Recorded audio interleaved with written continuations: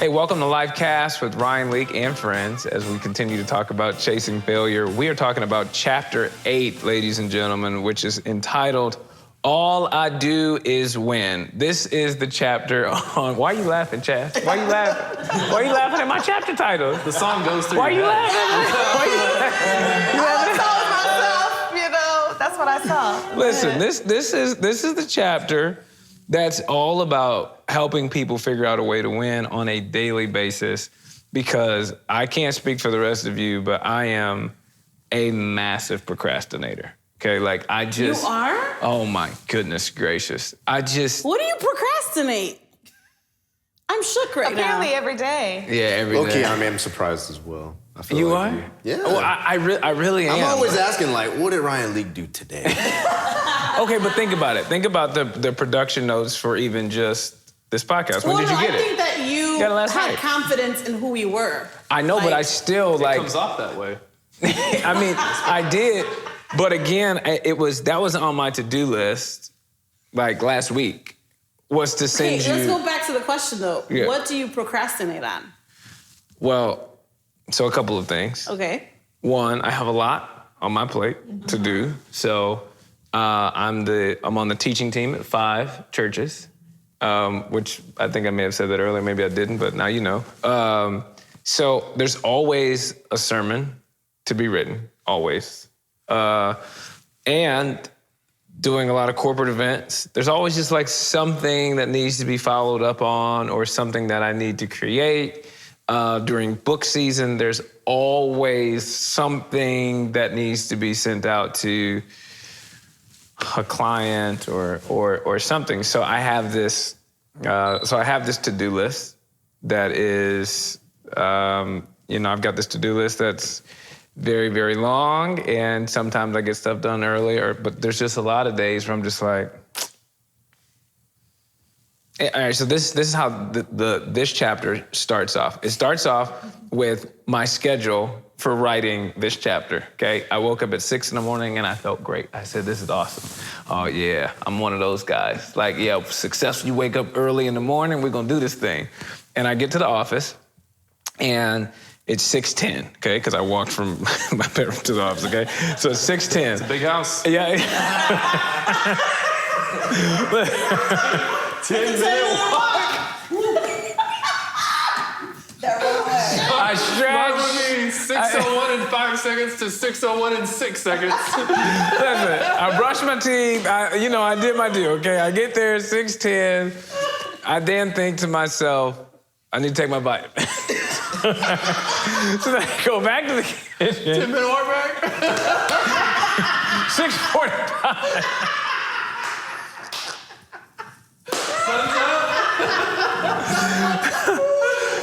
And I take the vitamins, the kids start waking up, and then I'm like, all right, I can't get in the zone here.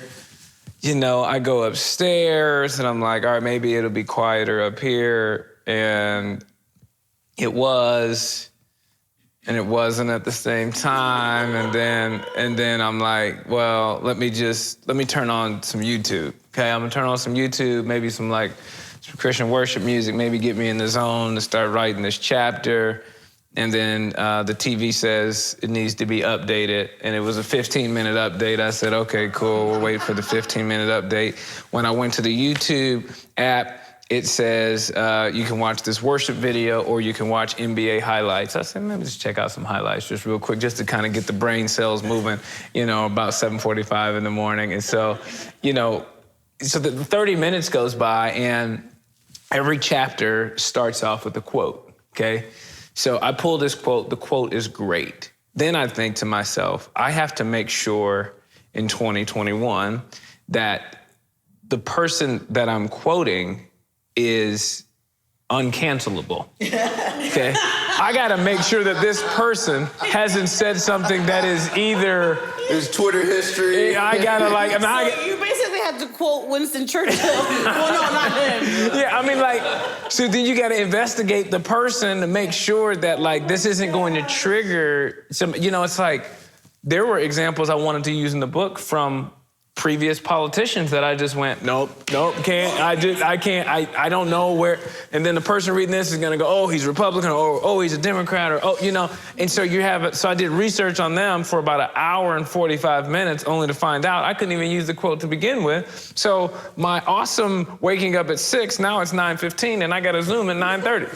Oh, wow. And so that's what I mean when I feel like a procrastinator. Like, it's like, Ryan, you woke up at 6 a.m. to write a chapter in your book, except I got nowhere. And then I just had to, like, you know, move on with my day. And so that's what I mean by saying it's just like, sometimes I just get in that, like, I'm just easily distracted. And whenever you have a hesitation on something, or whenever you're truly fearful that it's not gonna be good, you actually welcome distractions. Yeah. That's true. You know what I'm saying? You're like, That's so yes, kids, come in and play with me, because I really don't want to be doing this right now anyways. Because, and it's not that it wasn't that I was having writer's block. I think I was having writer's fear. Does that make sense? It wasn't that I didn't have anything to say. It was what I had to say, I wasn't sure if it was going to be adding value or if it was going to be good enough. And one of the worst things that happens as an author is actually reading other books, because you're like, this is awesome.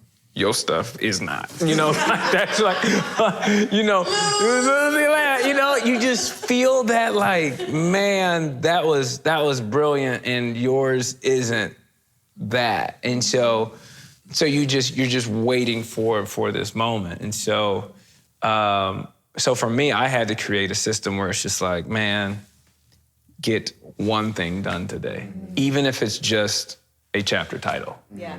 Even if it's just a paragraph, like, just get a win today. There are days where it's like 9:15 p.m. and I haven't gotten a win in that day. And my wife can feel it, because I get like real just like irritable, and I'm just like, I didn't win today. I didn't win in some way, shape, or form. And even for me, that might just mean booking a flight. It's just one less thing on my to-do list that says, okay, I won in something today that kind of helps me just move forward and continue. And I think daily wins eventually turn into weekly wins, into monthly wins, and eventually, before you know it, you have written a book. Or, you know, but mostly in my line of work, whether I finish the sermon or not, whether I finish the keynote or not, Sunday's coming. I don't have a choice. Like, Sunday morning, 9:30, like, you're on. You don't have it, which I consider a luxury, because it forces me to get things done, and it forces me to get better. Otherwise, I wouldn't keep doing it. So, I mean, do you struggle with procrastination? Like, when you have a podcast and you know. Yes, I was gonna say, I feel like I struggle. So one of the things that I have started doing is planning my week on Sundays. So my Sunday evenings is very crucial in my life. I don't like to go out. I don't like to I nanny till like 7, and then I'm like, you're home. So I write everything on my dry erase calendar. Yeah. If it doesn't go on that calendar, it's not gonna get done. Right. So I feel like with my podcast, I remember spring break, I couldn't wait, because I was gonna record everything. I was gonna send it to Zach. I think I sent him 2 episodes for an entire season. And I was gonna work on all this content. I did 1 slide on Instagram, I think. So that week is when I was like, how bad do you want it? And that's what, like, for me, I struggle with that. But everything else, like, if it's a house chore or a personal thing, I'm like, it's on you. No one's coming to save you. Right. You got to do this. Right. But yeah, I mean, I'm not saying I'm sitting here judging you for. I just think that because you're so high functioning and you're always going, and you have so many hats, that I wouldn't assume that procrastination was one of your struggles. If anything, I would think workaholic. Like, I would think you'd be that. I'd be like, you pack up your schedule. I'm like, you just do too much. You would think, I mean, and it's kind of like yes and no. Like, I'll schedule time to say, hey, I'm working right now. But do you work in that schedule time? I try to. Okay. I mean, how many times a week do I call you and I'm just going, yeah, I got this to do. I'm just. I mean, it's We talk every other day. But I'll say this, like, it's like kind of what you were saying with your to-do list. It's such a long to-do list that if he just takes a break, he's not doing something that should be happening. So it's kind of it feels like he's losing no matter what. But I get he does make like scheduled time. The other day it was like 8 hours. Like it was like, I was supposed to start on this at 7 and it's 3 p.m. or something like that. It was way later. But we talk about it a lot because it's not a strength for me on a different level though. Like I don't want to do anything. You like struggle with it too? Oh my goodness. It's not a struggle. It's like, it's wiring or something. It's a repeated beam circuit. Yeah, it is repeated. What is it, Chastity? Tell us. I struggle with it too, but I'll let you finish. Yeah, well, it became really obvious with, as soon as I got married, because my wife, she will immediately do things. Like it doesn't have to be done immediately, and it can wait. I'm a can wait. She's a immediately. Yeah. And so that obviously led to some friction, and it does all the time, where it's like she's trying to figure out where to meet me in the middle, or what happens 90% of the time is I do it immediately so that I keep the marriage all nice and happy. But the failure of not doing something because you planned it late is just different than trying and failing, because it's kind of like you didn't try but you failed anyway. And I heard a quote whenever I was in a counseling class in college that was so sticky, I just couldn't forget it. And he said, people don't change until the pain of staying the same becomes greater than the pain to change. And that was one of the what happened was that for instance, I didn't keep a calendar until I was 25 because I didn't need to. I wasn't doing anything. If someone asked me, like, hey, you want to hang out on Thursday? It's not hard to remember when that's the only thing you're doing. So, but then I started working, and I knew I needed to keep a calendar as soon as it became like I forgot to do the things I was looking forward to doing. Like that person that wanted to hang out on Thursday, I forgot about hanging out on Thursday because there's enough other stuff, and I was trying to keep it all in my head. And so what I found out was, like, I will never be naturally as good as my wife is at just remembering stuff and making them happen and doing them on the spot and da-da-da-da. But I have to insulate my life with systems to force me to do things. So I was talking about earlier, like my social media is locked out of my phone because I can waste so much time on it. On my laptop, I have a program that completely blocks Netflix, HBO Max, like anything that I get, YouTube, like anything. It blocks it all because I'm trying to create as many walls as I can to make sure, not that I'm always productive, but even when I'm not being productive, that's being spent in better places than me watching I'll still watch Steph Curry drop like 42 points on the Thunder or something because it's just fun to watch. But it's like those are isolated incidences as opposed to like happens every day. So I have to have these systems built in to help me just kind of stay on track. You should share them with your best friend. We're going to talk about that. We're going to talk about that in the next episode. But you said that you struggle with it. Yeah, I'm very interest motivated. So if something you got all the phrases today, girl. You got it all. So it's a repeated being. I'm interest motivated. What the heck does interest motivated? She's trying to get some clients. Listen, I'm interest motivated.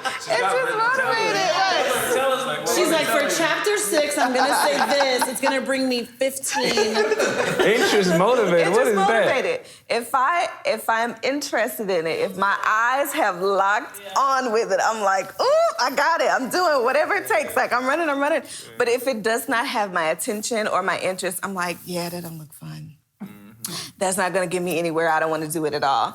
Yeah. And I'm not diagnosing anybody, even if you're watching. I'm not diagnosing you with anything, okay, or anybody here, okay? Is that HIPAA laws? What are we doing? You got this. We're trying to remember him. I did. No, this is the main camera. But one of the things about ADHD, and ADHD is something that I think has become a really, really hot topic that people talk about. I don't like to think about things as disorders, but more so of like it's a different functioning that is out of the norm, if you even want to think about a norm. But ADHD is kind of like that. So when people think about like ADHD, they think about like you're running off the walls, you're doing all these things, you're you can't sit still. But some components of that is you are interest motivated in the sense of, you can hyper focus on something, things can be going around you and just like in the zone. And when it's not, you are doing those other things. So I think that we all have a bit of that in us. But for people who have, the diagnosable ADHD, it might be a little, ticked up on that, right? Heightened up on that. But I think we all on some level could identify with like, if it doesn't like interest me, because, as you were saying, your wife may be motivated to get things done quickly because she's not interested in the clutter, right? And so you're like, I'm not as bothered by the clutter. It doesn't matter to me. So I'm not motivated, right? I'm not interested in doing something like that. There was something I heard a couple days ago about like the 2-minute rule, where if something can be done in less than 2 minutes, do it immediately. Because if you don't, you'll waste 45 minutes, a day, a week trying to do something that you can do in 2 minutes, right? Like responding to an email, washing 2 dishes, brushing your teeth, whatever it is, right? Brushing your teeth. Well, if Brush your teeth. more than 2 minutes.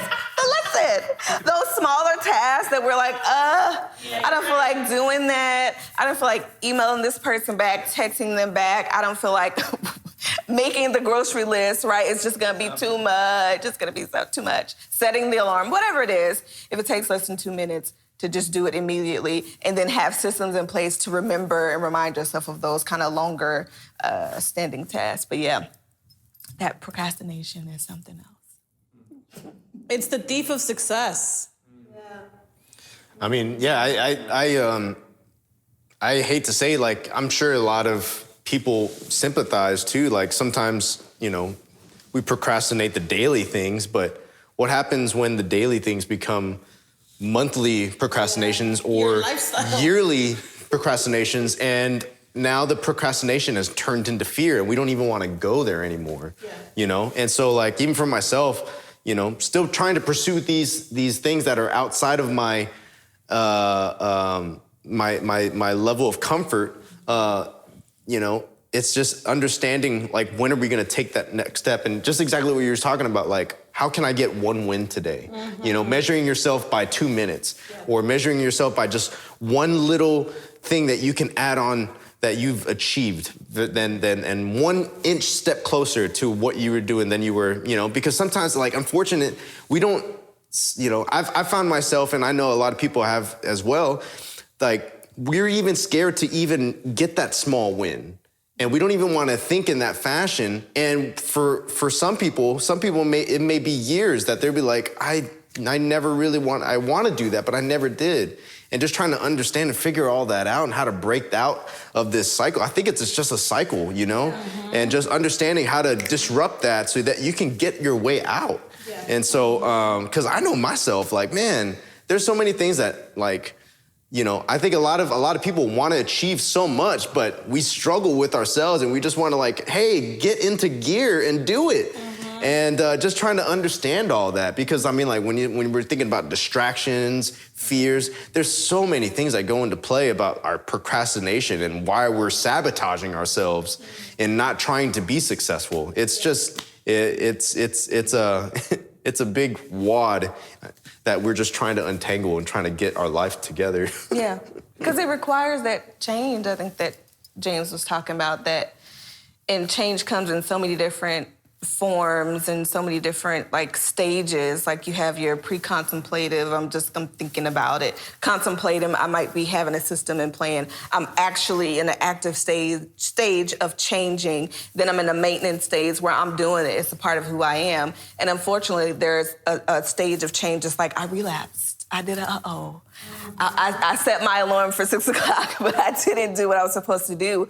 But realizing I can always go back into action. I can always rely on my system that helps me get back into that change, because it's hard, and we do need, all these different types of support systems to help us, because it ain't easy.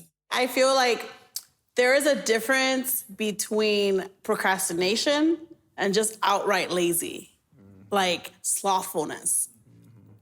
And I think that my mom, growing up, there's 3 girls, and my middle sister, like, she just takes her time. But my mom always called her lazy, but it's not that she was lazy. It's that I'm gonna do the dishes in an hour. Can you chill? But my mom wanted you to get up and do them now and clean this kitchen now. And she's just like, and then my other sister and I would end up doing it because we didn't want her to get in trouble, or we'd be like, you're on your own. So I think sometimes as we're growing up, we're given those labels with, like, oh, she's just lazy, he's just lazy. And then you adapt that. Yeah. And then you're procrastinating, but really you're lazy. And you're trying to put a fancy word on it. Oh, I'm just a procrastinator. No, because procrastinators, 1, 2, 3, 4, 5 of us, we still get things done, right? Eventually you still get to that goal. The lazy person always has the excuse. And the slothful person always says, well, I didn't do it just because it didn't get here on time. Well, I didn't wash the dishes because I was too lazy to get the dish soap out of the it's like just all these excuses that they end up putting, that it goes back to like, when you think about your chapter, all I do is win. For some people, they just don't know how to win. Yeah. They don't know how to get past that. Oh wait, I struggle with laziness, like the slothfulness. Like we have a friend, a mutual friend. Well, all of us know him, Mike. And you're just gonna put him on. He'll Hey, Mike. He'll say this. Lazy tail. He'll say Lazy butt. You lazy, Mike. Here it comes. No, Go ahead. Mike jokes around. Boy. He always says that he loves to say that the animal that he's most like is the sloth. But he's like, but Vasi, I still get things done. I just like how chill they are and how he just sleeps all day. And I'm like, that's true, because you're still doing what you want to do. You're still achieving your goals and your dreams. So that's why I'm saying, like, I just think that you have to know, in order to win, you need to be real with, are you lazy and you just can't get out of that rut? Or are you just a procrastinator that may have some ADHD in there, and you may, need some extra help and some systems to help you get to the other side. Thank you so much for watching today's episode of Lifecast with Riley. Hey, if you'd like to order your copy of Chasing Failure, you can do so on Amazon or wherever you like to buy books. Also, if today's episode added value to your life in any way, shape, or form, you can rate it, you can share it with a friend, maybe 2. You can also drop a comment, and as always, don't forget to subscribe.